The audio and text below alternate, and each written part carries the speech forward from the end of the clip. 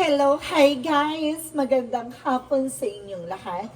This is Chin Rodriguez from my Sigrid channel, a faith healer, also mata reader. So ngayong hapon na tatingin natin nagsasabihin sa iyo ng ating mga gabay. So this is weekly gabay for the month of March 22 hanggang March 28 for the sign of Aries. So Aries, welcome to my channel.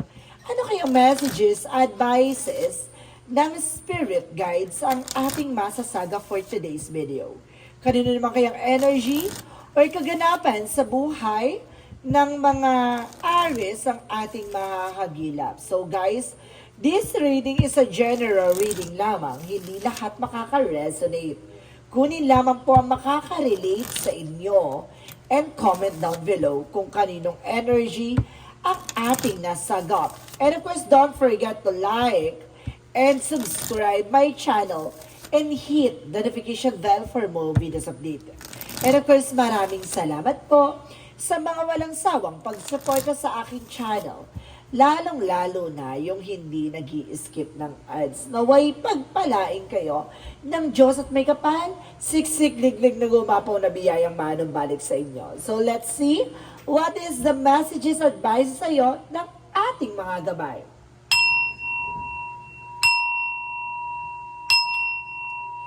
For weekly gabay for the sign of Aries, let's see and watch this.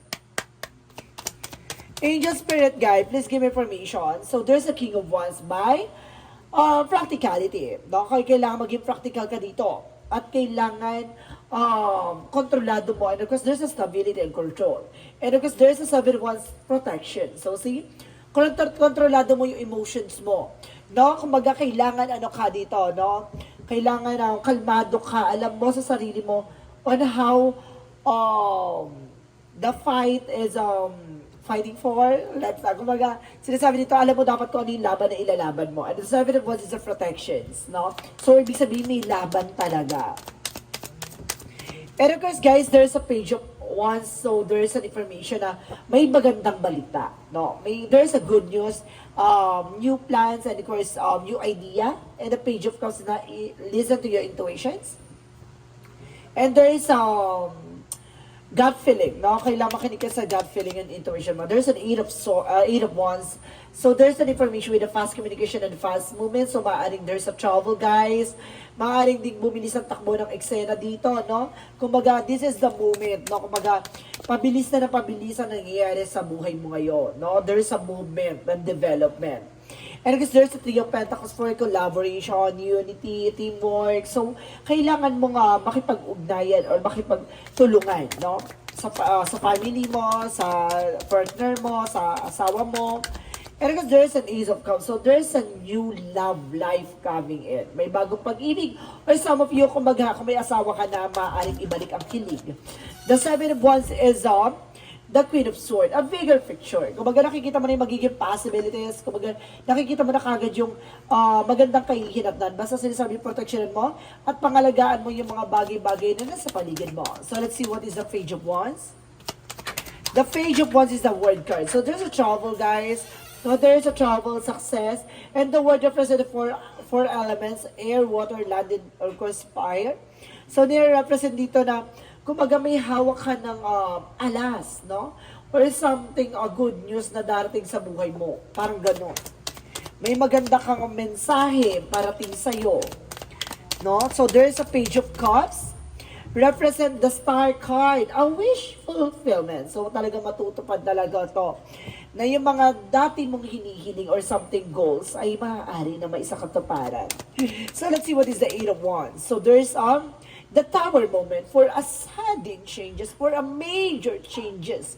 No, this is the moment for a developing transition, transformation that brings you a new beginning. No, so let's see what is the Three of Pentacles. And of course, there's the Three of Swords. So, ibig sabihin dito, there's a lot of pain, heartbroken.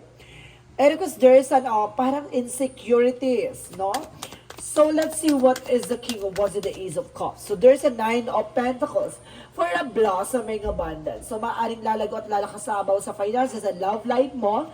Kumbaga, kontrolado mo naman ang iyong emotions. And the Knight of Swords represents a sleepless night or anxieties. Kumbaga, protectionan mo yung sarili mo. No? Tignan mo yung magiging possibilities ng lahat ng kaganapan. Kumbaga, parang sinasabi sa akin dito na parang, tigilan mo na yung pag-overthink. No? Nag-overthink ka kaya parang you're feeling paranoid. No? So, let's see what is the Queen of, Page of Wands, and of course, the Word card. So, there's an Ace of Wands for a new offer, and new opportunities, and of course there's a new horizon, at the same time for a new beginning, and of course a new plan. So dito papasok ang panibagong eksena na babago ng mundo mo, no? Itong magandang balita na to, no? Kumbaga, this is the moment for the journey for transformation. So let's see what is the Page of Cups and the Star card. So there's a Six of Wands. So there's a victory is yours. Talagang, kumbaga, parang nire-raise ng flag na, kumbaga, nandito tayo sa winning game na matutupad na. Talagang, di ba, the star is, kumbaga, shining through na maaaring matupad na yung mga hiniling mo lang, no? At yung mga bagay na pinangarap mo lang, this is the moment na parang, ito na yung tutupad. At ito na yung katuparan. The Eight of Wands and the Tower moment represent what? The Moon card for truth reveal. So talagang malalabas na at malalantad na kung ano yung mga pagbabagong magaganap, no? Kumbaga ito ay magdadala sa iyo ng big happy changes. So let's see what is the Three of Pentacles and of course the Three of Swords. So there's a Four of Pentacles. Protect your power, protect your energy. Protection naman yung sarili mo, no? Kumbaga, maraming taong naiinggit behind your back, no? Kumbaga, sinasabi sa'yo dito, iwasan mong pansinin kung ano yung mga sinasabi nila. Dinidistract ka. There's a unity. No? Kumbaga, kailangan mo makipagtulungan, makipag-collaborate, no? Kumbaga, kung ano man yung mga sinasabi nila against sa'yo, dead ma, marunong ka dapat mag-wash out, no? Hindi mo kailangan ina-adapt or ina-attract sa sarili mo kung ano man yung mga bagay na negative na sinasabi nila. Pwede mong no? Na para isikin sa'yo para matutunan mo kung ano yung mga bagay na dapat mong matutunan. Pero kung alam mo negative na yung mga bagay or toxic na yun, marunong ka dapat mag-release. So, let's see what is the outcome. Kasi para sinasabi, protectionan mo kung ano man ang meron ka. Kasi maraming taong susubok sirain ka, no? Sa pamamagitan ng mga information or thoughts or something na, yun nga, yung opinion nila. And because there's a wheel of fortune for a good luck. So, there's a destiny to happen. Ibig sabihin talagang nakatadahan na ang mga bagay na nakalaan para sa'yo. There's a soul ties or something, destiny life, fated life, soul life. So, sinasabi dito na talagang iikot ang kapalaran at papabor sa iyong sitwasyon. With the Six of Pentacles, see? There is a balance, giving and receiving something by the universe. The Six of Pentacles represent a flowing financial windfall. Ganon. So, let's see. Additional messages for career. Sa career mo, there's a Two of Cups. About sa partnership, no, dapat alam mo kung marunong ka makipag-partner at alam mo dapat yung limitation ng distance mo. At the same time, there's a justice. So see, there's a justisya. And justice will be served pagdating sa business, trabaho, negosyo, hanap buhay mo. Makukuha mo ang karapat-dapat sa'yo. There's a consequences sa lahat ng ginagawa natin. At sinasabi dito, what goes around comes around. And of course, kung ano yung mga bagay na ginawa mo ay malaking impact sa'yo. So, ibig sabihin, kung ina-check mo or something, pinakinggan mo yung mga sasabihin nilang negative sa'yo, magiging negative yung outcome mo kasi magiging, di ba, toxic na rin yung attitudes mo or something. Kumbaga, maraming papasok na negativity sa'yo, no? Even sa stress, depressions, anxieties, parang bully ang nakikita ko dito, guys, no? Yun yung kailangan mong marunong ka dapat mag-release ng mga negative thoughts and negative opinions. So, let's see. What is additional messages for love life?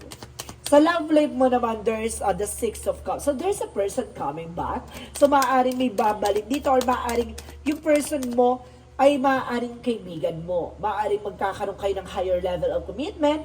Or some of you guys, there's a strength na kailangan mo lakasan ng loob mo.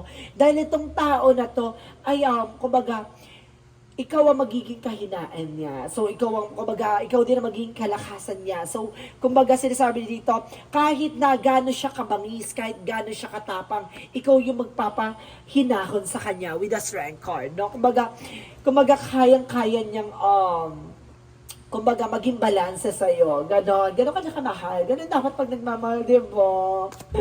Sana all. So, let's see what is additional messages for the health. So, there is the Sun card. So, there is a pure positive outcome. The Five of Wands is a complications. So, alam mo na, no? Alam mo na yung mga bagay na nagbibigay komplikasyon pagdating sa health mo. Alam mo na yung mga bagay na bawal. Pero bakit mo pa rin ginagawa? No? Iwasan mo na yung mga bawal, allergy, or something nagbibigay sa'yo ng pain. Ha? Iwasan mo na yung mga bawal. Naku, sabi pa nga ng ika daw nila, masarap daw ang bawal, pero kapag nandyan na sa sitwasyon na hirap ka na, ayoko na, tama na. Diba? Ginusto mo yan. Kaya pala there's a justice. Lahat ng gagawin mo ay kayo may kaakibat na consequences. So be aware. Sa anumang aspeto yan, love life, career, finances, and health. So there's a justice. Karma. Ganon. So let's see. What is the magical fairy messages? For magical fairy messages represent a love life. So talagang malaking factor sa iyo ang love life. At the same time, healing, healed, and healer. So some of you guys, unti-unti na talagang magagamot, gagaling, at tuluyan ng gumaling. Wow! Ibig sabihin dito, kung pagdating sa love life, kung luhaan, sugatan ka sa mga nakaraan mong pag-ibig. So this is the moment na ibabalik ang kilig para ipatunayan sa iyo ang tunay na pag-ibig. So let's see what is additional messages for Yin and Yang Oracle card. For an Yin and Yang Oracle card, represent what? So, sinasabi dito guys, so there is an ego, pride, vanity. Sinasabi dito na alisin mo yung ego mo, alisin mo yung pride mo, even vanity, like ay sinasabi dito na yung mga luho, bisyo, mga walang kabuluhan, yung walang katuturan ginagawa mo, ganon. No? Yung mga gusto mo lang, iwasan mo na yan. Dapat yung kailangan. So, there's an thoughts and isolation. See? Kumbaga, there's a full of negativity and negative thoughts. Ayun yung nagbibigay stress and depression sa'yo. Yung pag-overthink, yung being paranoid, and there's a third party involved, no? Kumbaga, there is a party, it's either third party or either a party na kailangan mo or either, sa party daw may makikila kang masculine na. Wow! May masculine dito guys, no? Mukha siyang masarap or something. So, ibig sabihin, makikilala mo to. No? Makisig o ganon. Diba? Matikas. So, let's see what is our Archangel Michael messages. And because there is a sense of humor, titignan mo laging lighter sa deep situation. No? Titignan mo yung pinaka-better version. Ganon. Huwag kang tumitingin sa puro nega or something na negative outcome. Titignan mo yung positive. And there's a romance angels are helping you. So see, nandito sa ating Archangel Michael para tulungan ka about sa love life. So, ang malaking factor sa iyong love life talaga guys. And spend more time outdoors. So, kailangan mo talagang magliwaliw. Baka makilala mo to sa party guys. So, some of you mag-swimming na. Baka doon mo siya makilala. No? Hindi ka pwedeng malugmok-lugmok dyan porkit nasaktan ka, maglulungkot-lungkutan ka dyan sa bahay nyo. Lumabas ka. No, pumunta ka sa sa party or something, pumunta ka sa lalo na summer ngayon. Nako, kailangan mong humarot. So, let's see what is the chakra. For the chakra messages. So, there's an impartiality. So, ibig sabihin dito maging balanse ka. No? And there's a confusion. So talaga naguguluhan ka dahil sa mga negativity. Alam mo guys, ang lakas ng negative dito that because of sa mga iniisip mong hindi naman dapat iniisip. Ganon. Alam niyo yun? There's a vanity. Yung mga luho, bisyo or something, iwasan niyo yan, ha? There's an abusive. So let's see what is additional messages for angel spirit. So there's a children, guys. So, ibig sabihin dito guys, no, may involved on children. Ibig sabihin, naapektuhan din yung mga anak mo sa nangyayari sa buhay mo. And there's a support, no, sinusuportan ka ng ating angel spirit guides. So, let's see what is the Monsology. So, emotional running nga, magiging emotional ka dito, ha? It's either magiging drama ka dito, or magiging masaya ka na. No? Ano kaya yan?